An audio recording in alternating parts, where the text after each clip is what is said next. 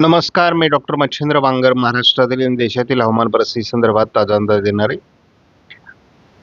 महाराष्ट्रामध्ये आणि देशामध्ये पाऊस पडण्याकरता अनुकूल परिस्थिती निर्माण होणं आवश्यक आहे आणि त्यासाठी केवळ बंगालच्या उपसागरामध्ये वातावरण निर्मिती होते.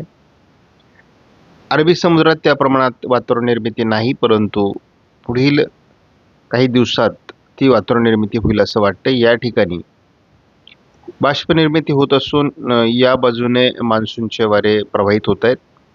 त्यामुळे यदा कदाचित ही सिस्टम भारताला वातावरण बदलण्यास कारणीभूत ठरू शकते. शिवाय उत्तर भारतामध्ये जूनमध्ये फारसे WD नसतात, परंतु आज एकापाठी एक WD सरकताना दिसत आहेत. त्यामुळे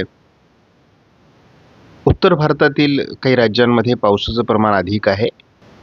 आपण या ठिकाणी बघतो की मान्सूनची प्रगती जवळपास 8-9 दिवसापासून या ठिकाणी पश्चिमी शाखेकडून झालेली नाही. पूर्व शाखेकडून देखील 4 दिवसापासून कुठलीही प्रगती झालेली नाही आहे. म्हणजे मान्सून ठप्प अवस्थेमध्ये अजूनही आहे.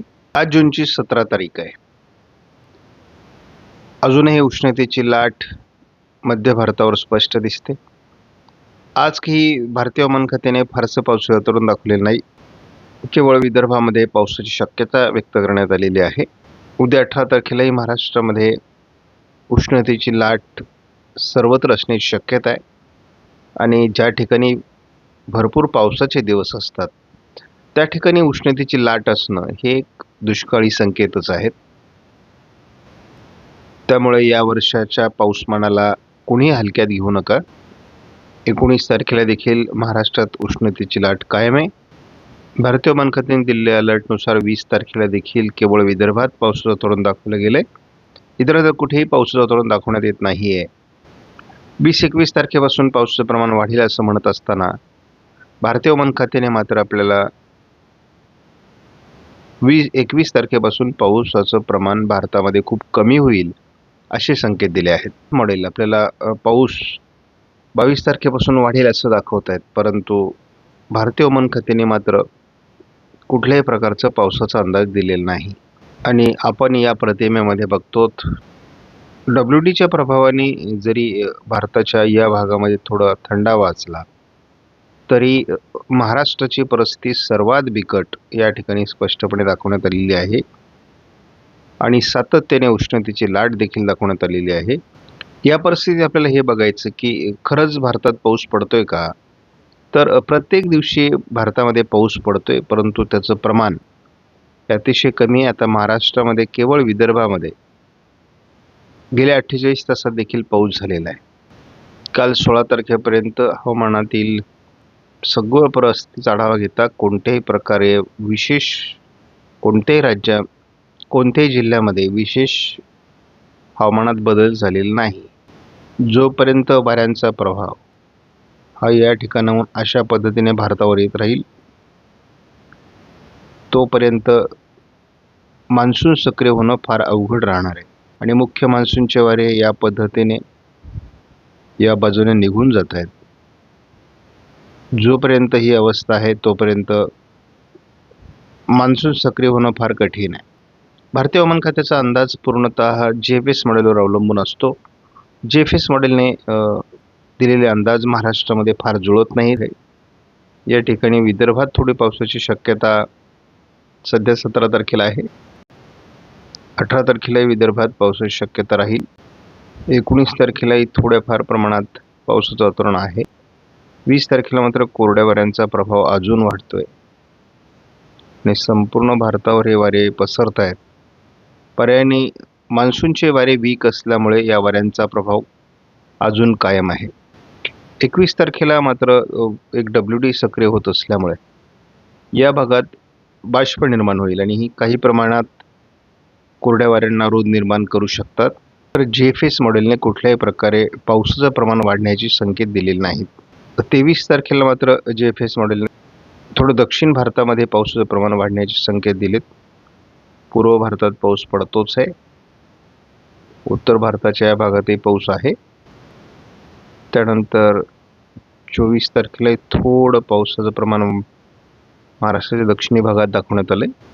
एक ट्रफ या भागात वाढेल अशा प्रकारचा देखील जीएफएसचा अंदाज आणि या ठिकाणी एक सर्क्युलेशन तयार होईल असं देखील दाखवण्यात आलंय. 25 तारखेला जीएफएस मॉडेलने एक कमी दाबाचं क्षेत्र किंवा हलकं चक्राकार स्थिती बंगालच्या उपसागरात तयार होईल आणि त्यामुळे पूर्वेकडून मान्सून 25-26 तारखेला पुढे सरकू शकतो असा एक अंदाज व्यक्त केला आहे. आणि या ठिकाणी जेव्हा सर्क्युलेशन तयार होतो तेव्हा या ठिकाणावरून वाऱ्यांचा प्रभाव वाढतो आणि पर्यायी पावसाचं वातावरण निर्माण होण्यासाठीचे अनुकूल संकेत येतात. आज 17 तारखेपासून थोडं वातावरण बदलू शकतं असा ECMW मॉडेलचा अंदाज आहे. आज देखील नागपूर आणि अमरावतीच्या काही भागात पावसाची शक्यता वर्तवण्यात आलेली आहे. थोडं लातूरच्या भागात पावसाची शक्यता वर्तवण्यात आलेली आहे आणि आजपासून कोकण किनारपट्टीला पावसाचं प्रमाण किंवा ढगाळ परिस्थिती वाढेल आणि थोडं या भागामध्ये म्हणजे नाशिक पश्चिमच्या भागामध्ये किंवा थोडं वसई विरारच्या भागामध्ये आपण बघतो की म्हणजे ठाणे जिल्हा पालघर जिल्ह्यात पावसाचं प्रमाण वाढू शकतं का हे बघावं लागणार आहे. 18 तारखेला मात्र असलेल्या वातावरणात आणखी घट म्हणजे प्रभाव कमी होताना दाखवण्यात आलाय. 19 तारखेला पूर्व विदर्भाच्या दिशेने थोडं प्रमाण पावसाचं वाढू शकतं असा अंदाज देण्यात आलाय. 20 तारखेला अतिपूर्व विदर्भामध्ये म्हणजे गोंदिया आणि गडचिरोलीमध्ये पावसाची शक्यता दाखवण्यात आलेली आहे आणि अरबी समुद्रातून पहिला बदल कोकणामध्ये पावसास अनुकूल स्थिती 20 तारखेला दाखवण्यात आली आहे. 21 तारखेला अरबी समुद्रातील शाखा प्रभावी होईल असा ECMW मॉडेलचा आत्ताचा अंदाज आहे. 22 तारखेला पावसाळी वातावरण तयार होईल हा ECMW मॉडेलचा अंदाज आहे आणि महाराष्ट्रात अनेक भागात हा पाऊस असेल. कोकणात मुसळधार पावसाची शक्यता व्यक्त करण्यात आलेली आहे, परंतु हा ECMW मॉडेलचा अंदाज आहे. जीएफएसने हा अंदाज दिलेला नाही.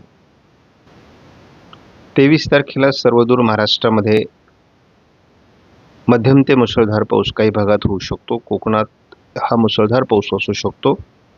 त्यामुळे आपण कालच्या व्हिडिओमध्ये किंवा सांगितलेलं आहे की सरासरी बदलेल पावसाची आणि पहिल्या पंधरवड्यात जरी पाऊस झालेला नसला तरी शेवटच्या पंधरवड्यामध्ये जूनमध्ये महाराष्ट्रासाठी तरी चांगली वार्ता असेल असा अंदाज आहे. 24 तारखेला देखील आपण बघतो मराठवाड्याच्या बऱ्याच भागात चांगलं पावसाळी वातावरण आहे. विदर्भामध्ये आहे, त्याचबरोबर कोकणामध्ये सर्वदूर चांगला पाऊस आहे. केवळ हा पर्जन्यछायेचा प्रदेशात सुटतोय. 25 तारखेला पावसाचं प्रमाण कमी होत आहे. थोडं दक्षिणी भागात पावसाचं वातावरण आहे. कोकणामध्ये पावसाळी वातावरण आहे. 26 तारखेला देखील पावसाचं प्रमाण थोडंफार कमी अधिक होतंय, परंतु वातावरण आहे म्हणजे मान्सून पुढे सरकण्यासाठीचं वातावरण आहे. विदर्भामध्ये पाऊस आहे तो कारण आत्तापर्यंतचा आपला अनुभव आहे की ECMW मॉडेलने आपल्याला खूप साथ दिलेली आहे. 27ला तसं उत्तरेकडून महाराष्ट्राच्या पाऊस कमी होतोय. दक्षिणेकडे पाऊस असणार आहे. या भागामध्ये पाऊस आहे मात्र याच्यावरती पाऊस कमी आहे आणि आपण नेहमी सांगत आलो उत्तर महाराष्ट्र, उत्तर मराठवाडा, पश्चिम विदर्भ या भागात पाऊस कमी राहील हा आपण सुरुवातीपासून सांगत आलो. 28 तारखेला आता फार पुढचा अंदाज बघण्यात अर्थ नाही कारण ते अंदाज सारखे बदलतात. पूर्व विदर्भामध्ये पावसात जोर वाढू शकतो असा अंदाज आहे. कोकणामध्ये पाऊस राहू शकतो असा एक अंदाज आहे. त्यामुळे आपण बघूयात की नेमकी काय घडत आहे कारण यावर्षी सुपर अल्निनो किंवा स्ट्रॉंग अल्निनोचा आपण अनुभव घेत होतो आणि गेल्या 75 वर्षातला हा सर्वात ताकदवर एल्निनो आहे. आपण जेव्हा 1 जुलैपर्यंतचा एकत्रित अंदाज बघतो तेव्हा जर महाराष्ट्राची फक्त परिस्थिती बघितली तर महाराष्ट्रात तसा सर्वदूर पावसाचा अंदाज आहे. आता प्रत्यक्ष काय होऊ शकतं शेवटी हे हवामान सुद्धा हे अंदाज सुद्धा 50 ते 60%च मॉडेलचे जुळत आहेत यावर्षी. नागपूर, भंडारा, गोंदिया, अमरावतीच्या म्हणजे विदर्भाच्या दिशेने आज पावसाळी क्षेत्र निर्माण होण्याची शक्यता आहे. कोकण विभागात थोडं ढगाळ वातावरण वाढू शकतं, खास करून पालघर आणि नाशिक, नंदुरबार, धुळे भागामध्ये. असा एक पहिला अंदाज आहे. या वातावरणात उद्या आणखी काही बदल होऊ शकतात.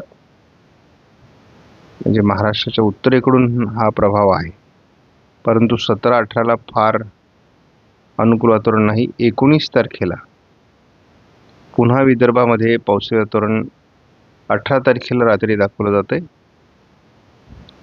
19 तारखेला काही बदल होतोय का, तर विशेष करून दक्षिण कोकणात वातावरणीय बदलाची शक्यता आहे. 20 तारखेला आपण बघूयात.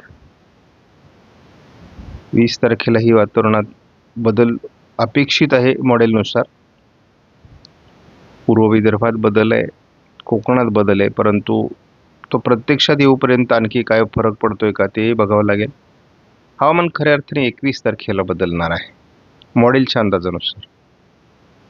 याला GFS मॉडेलने दुजोरा दिलेला नाही आणि संपूर्ण भारतीय हवामान खात्याचे अंदाज हे GFS म्हणजे ग्लोबल मॉडेलवर आधारित आहेत.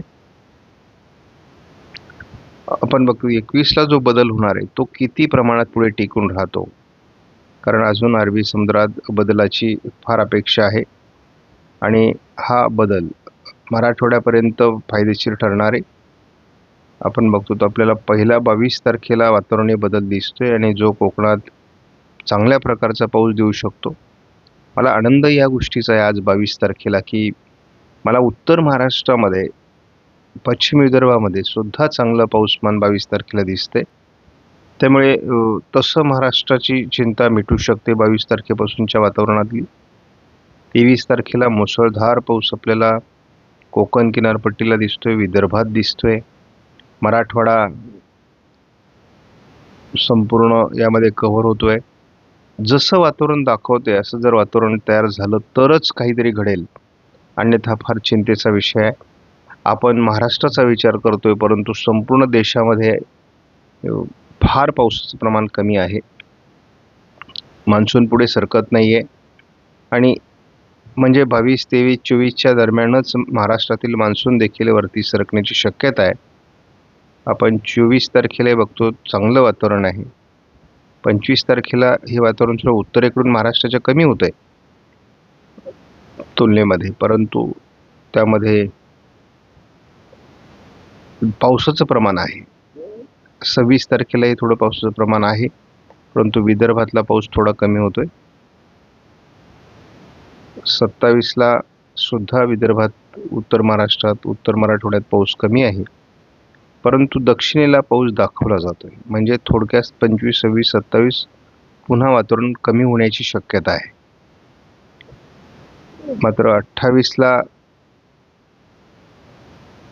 पश्चिम महाराष्ट्र, कोकण असं वातावरण राहू शकतं. थोडक्यामध्ये हे वातावरण देखील फार समाधानकारक अजून दाखवण्यात आलेलं नाही. 29 तारखेपासून मात्र मान्सून महाराष्ट्रातून वरती सरकलेला असेल आणि खास करून पूर्व भारताकडून मान्सूनची प्रगती अधिक झालेली असेल असा स्पष्ट संकेत या ठिकाणी दाखवण्यात आला आहे. म्हणजे मान्सूनला महाराष्ट्र ओलांडण्याकरता 29 तारीख उजडू शकते असं दिसते. आणि 30 तारखेला देखील महाराष्ट्राच्या बऱ्याच भागात चांगल्या पावसाचा अंदाज आहे. जुलै महिन्यात देखील 1 तारखेला चांगलं पावसाळी वातावरण महाराष्ट्रात दाखवलं जात असेल. हे वर्ष म्हणजे आपल्याला थोडक्यामध्ये हे वर्ष सोपं नाही, हे मी सातत्याने सांगतोय. दुष्काळ पडेल का, मला डायरेक्ट प्रश्नाचं उत्तर देता येत नाही, कारण पाऊस पडणार आहे. काही भागात तो कमी असेल, काही भागात तो जास्त असेल. त्यामुळे जोपर्यंत आपल्या भागात खात्रीला एक पाऊस पडत नाही तोपर्यंत आपण पेरणीची घाई करायची नाही, आपलं भांडवल गुंतवायचं नाही. जेव्हा कारण शेतकरी पेरणीच्या बाबतीत खूप घाई करतायत आणि नंतर खूप तणावामध्ये येत आहेत. तो तणाव यावर्षी घेऊ नका. पाऊस होणार आहे, खूप चांगला पाऊस होणार आहे, परंतु आपण घाबरून जाऊ नका. आपणास व्हिडिओमधील माहिती महत्त्वपूर्ण वाटल्यास लाईक करा, शेअर करा, चॅनलला सबस्क्राईब करा. धन्यवाद. जय हिंद, जय महाराष्ट्र, जय बळीराजा.